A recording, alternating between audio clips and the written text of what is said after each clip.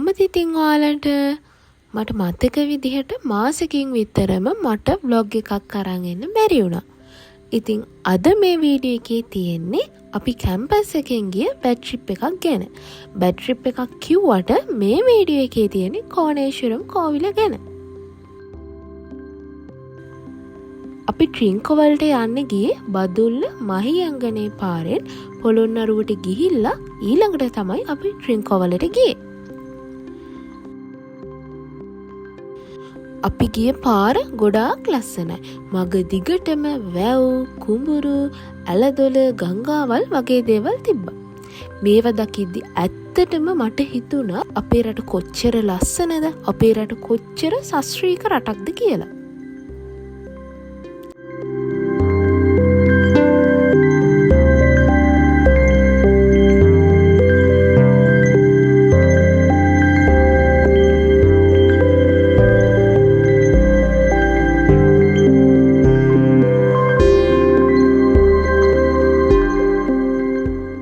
මට මතක විදිහට මේ තියෙන ගිරිතලේ වැව.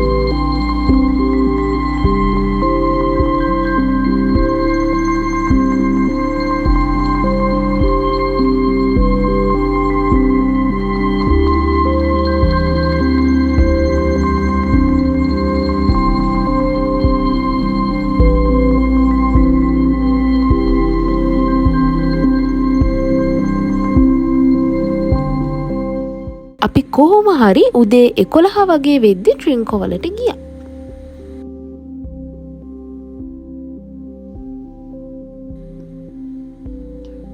මේ තියෙන්නේ ඩච් බේ බීච්.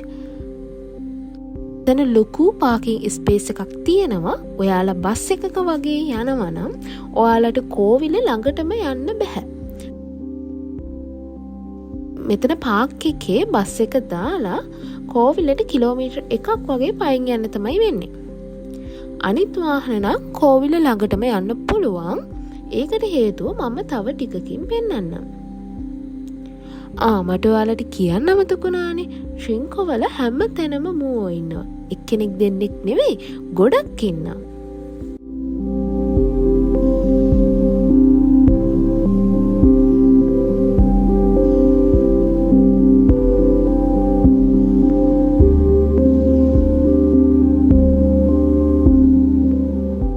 කෝවිලට පයින් යන පාර හරීම ලස්සනයි.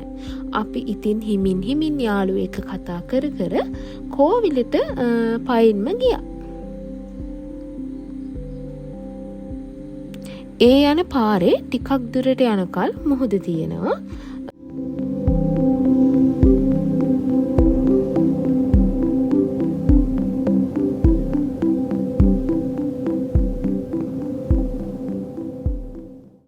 මං කිව්වේ කලින් බස් එක යන්න බැරි හේතුවක් තියෙනවා කියලා. ඉතින් මෙන්න මේක තමයි හේතුව. මේ තියෙන්නේ ෆෝට් ෆෙඩරික් එක. එතෙන්ට ඇතුල් වෙන තැන. කෝණේශ්වරම් කෝවිල පිහිටලා තියෙන්නේ ෆෝට් ෆෙඩරික් එක ඇතුලේ. මේ තියෙන්නේ කෝවිල. එතකොට මේ තියෙන්නේ ලවර්ස් ලීප්.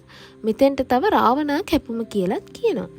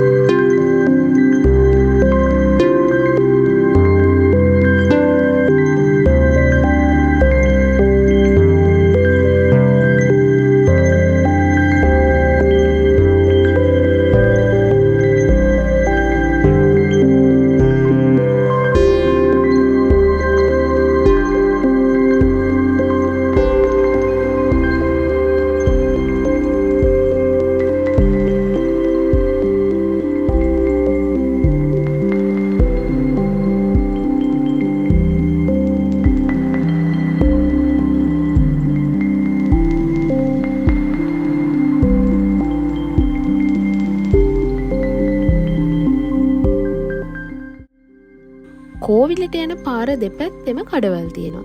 ඒ වගේ හරිම ලස්සන ලී වලින් හදපු බෙල්ලන්ගෙන් හදපු හරිම ලස්සන පොඩි පොඩි අයිටම් තියෙනවා.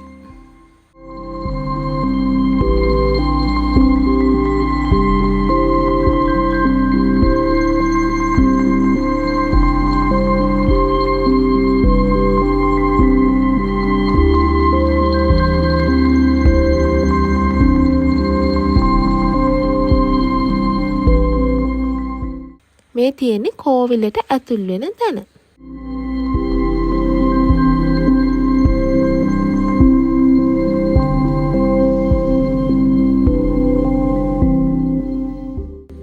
කෝණේශ්වරම් කෝවිල දෙමළ පල්ලව චෝල පාණ්ඩ්‍ය අධිරාජ්‍ය කාලයේ තමයි හදලා තියෙන්නේ. ඊට පස්සේ 1622 1624 කාල සීමාවේ පෘතුගීසීන් විසින් මෙතන විනාශ කරලා තියෙනවා. ඊට පස්සේ ආයෙමත් 1963 නැවත ප්‍රතිනිර්මාණය කරලා තියෙනවා.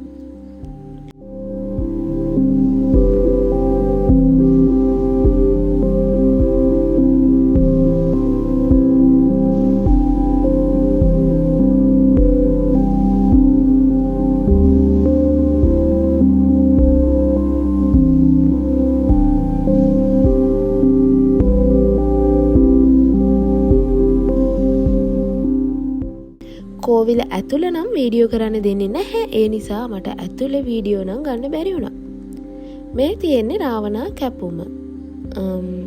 රාවණා රජතුමා විසින් මේ කැපුම නිර්මාණය කළා කියලා පුරාවෘත්ත කතාවල තියෙනවා. ඒ වගේම තව කතාවක් තියෙනවා ලන්දේසි නිලධාරියෙක්ගේ දුවෙක් මෙතනින් පහළට පැනපු නිසා ලවර්ස් ලීප් කියලාත් හඳුන්වනවා කියලා.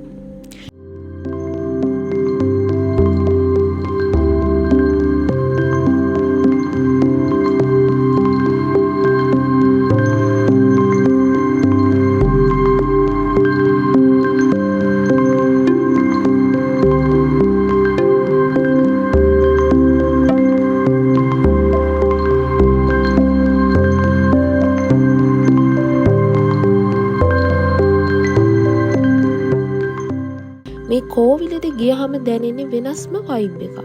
මෙතන හුළඟ, මුහුදු වතුරේ නිල් පාට පුදුම තරම් ලස්සනයි.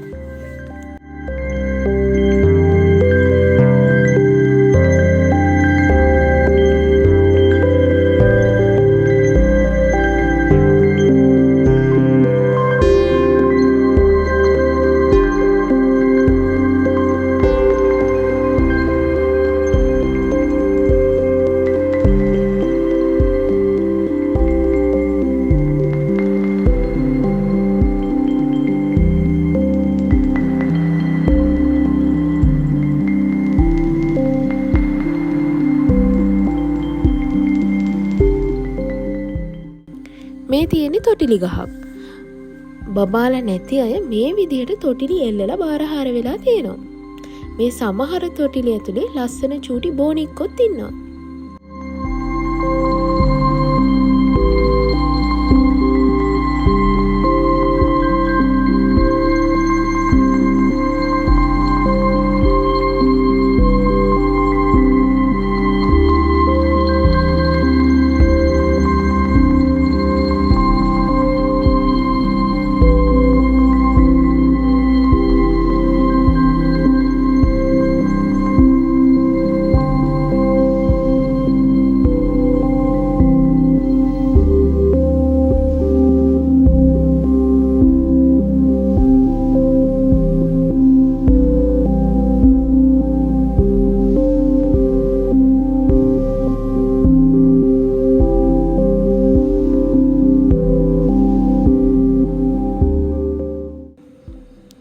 ඉතින් අද වීඩියෝ එක මම මෙතනින් ඉවර කරනවා. තව ලස්සන vlog එකකින් ආයෙත් හම්බෙමු.